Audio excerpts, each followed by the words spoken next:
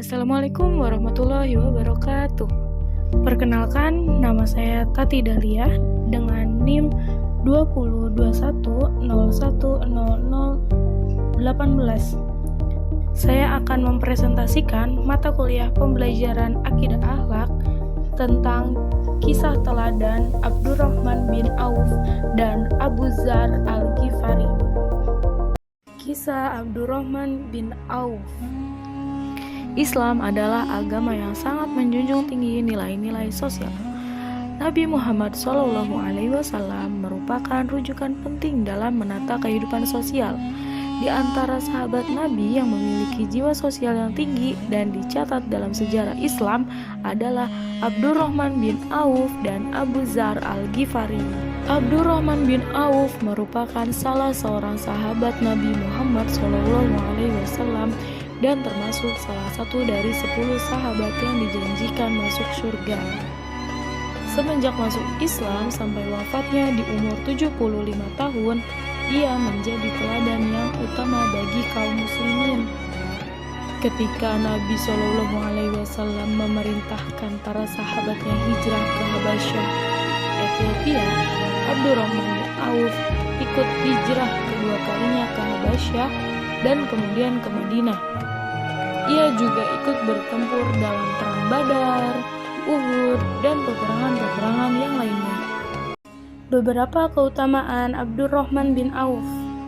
Suatu ketika Rasulullah SAW berpidato menyemangati kaum muslimin untuk berinfak di jalan Allah. Abdurrahman bin Auf menyumbang separuh hartanya yang senilai 2.000 dinar. Atas sedekah ini, beliau didoakan khusus oleh Rasulullah SAW yang berbunyi, "Semoga Allah melimpahkan berkahnya kepadamu terhadap harta yang kamu berikan, dan semoga Allah memberkati juga harta yang kamu tinggalkan untuk keluargamu." Doa ini kemudian benar-benar terbukti dengan kesuksesan demi kesuksesan Abdurrahman bin Auf berikutnya. Abdurrahman bin Auf pernah menyumbangkan seluruh barang yang dibawa oleh kafilah dagangannya kepada penduduk Madinah. Padahal kafilah ini membawa dagangan yang diangkat oleh 700 ekor unta yang memenuhi jalan-jalan kota Madinah. Abdurrahman bin Auf juga menyantuni para pejuang perang Badar. Teladan yang bisa diambil. Kehidupan Abdurrahman bin Auf di Madinah, baik semasa Rasulullah SAW maupun sesudah wafatnya, terus meningkat. Barang apa saja yang ia pegang dan ia jadikan modal perdagangan pasti menguntungkannya. Seluruh usahanya itu ditujukan untuk mencapai ridho Allah Subhanahu wa Ta'ala semata sebagai bekal di akhirat kelak.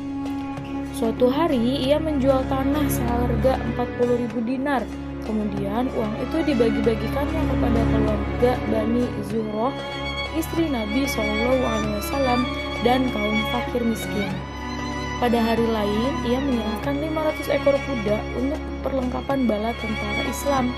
Menjelang wafatnya, ia mewasiatkan 50.000 dinar untuk jalan Allah Subhanahu wa Ta'ala dan 400 dinar untuk setiap yang ikut perang Badar dan masih hidup.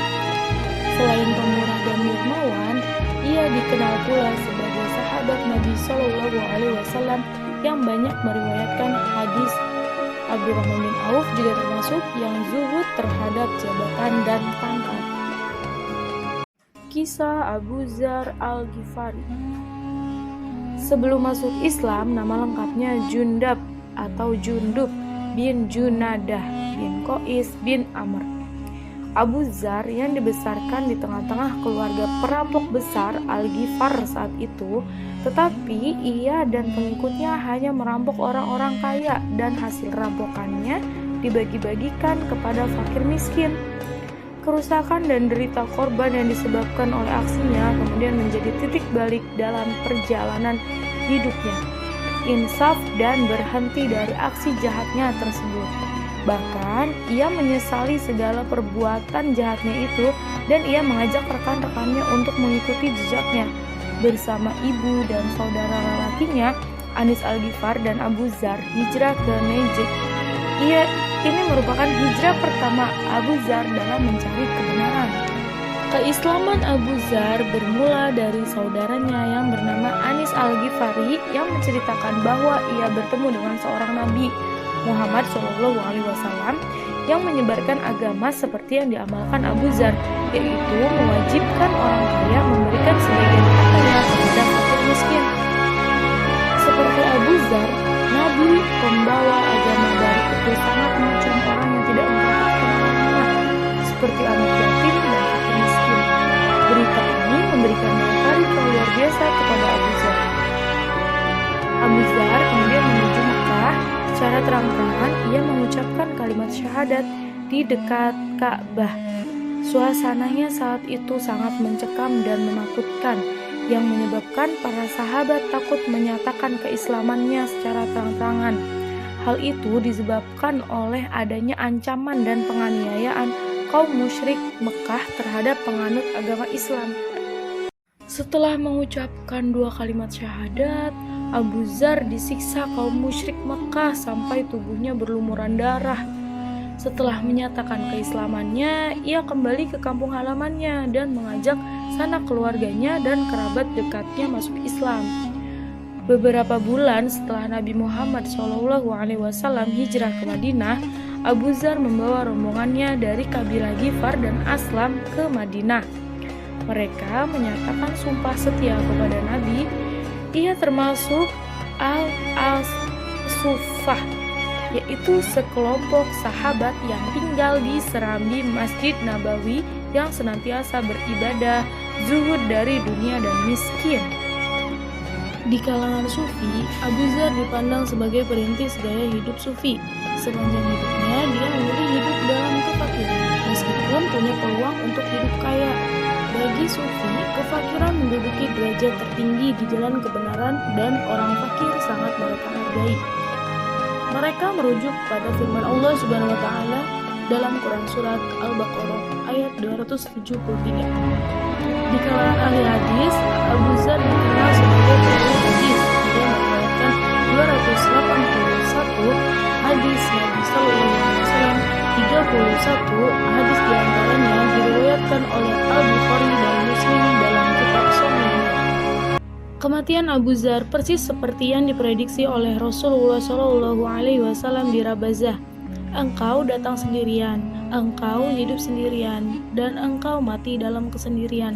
Tetapi serombongan orang yang soleh dari Irak kelak akan mengurus pemakamanmu. Sebelum Abu Dzar wafat, istrinya terlebih dahulu meninggal dunia.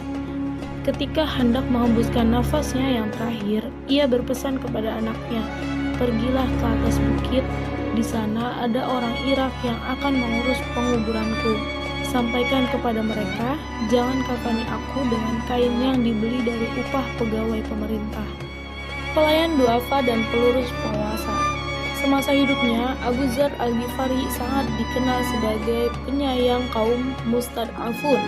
Kepedulian terhadap golongan fakir ini bahkan menjadi sikap hidup dan kepribadian Abu Dzar.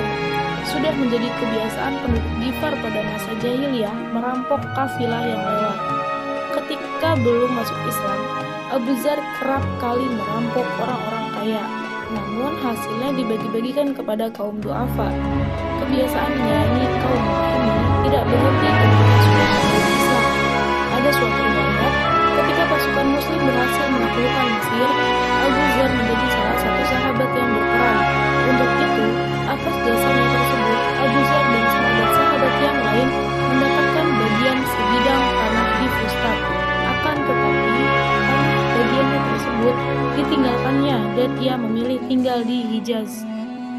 Diriwayatkan bahwa Rasulullah SAW berpesan kepada Abu Dzar Al-Ghifari dengan 7 wasiat, yaitu 1. Mencintai orang miskin, 2. Lihatlah orang yang lebih rendah dalam hal materi dan penghidupan, 3. Menyambung silaturahmi, 4. Perbanyaklah ucapan La haula wa la quwata illa billah, 5. Berani berkata benar meskipun pahit, 6.